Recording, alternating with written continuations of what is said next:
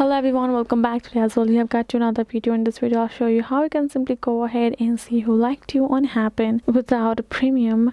But before that, please do make sure to like our video, subscribe our channel, and as well any further delay, we'll simply go ahead and step into our video.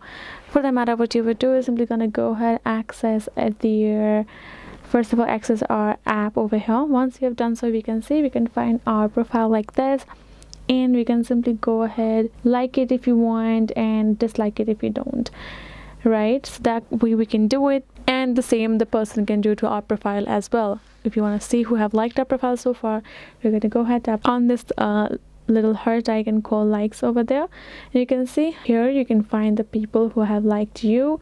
They can be very far. In the meantime, feel free to show your best profiles, improvement profile, booster profile. So whoever have liked you so far, since I have just opened my account, I do not have any likers yet, but if you have your profile have got likes from anybody, you will be able to find the list, this people's profile over here as of who liked you. So this will be it, guys. Hope this video was helpful to you all. Thank you so much for watching, and I'll see you guys in our next video.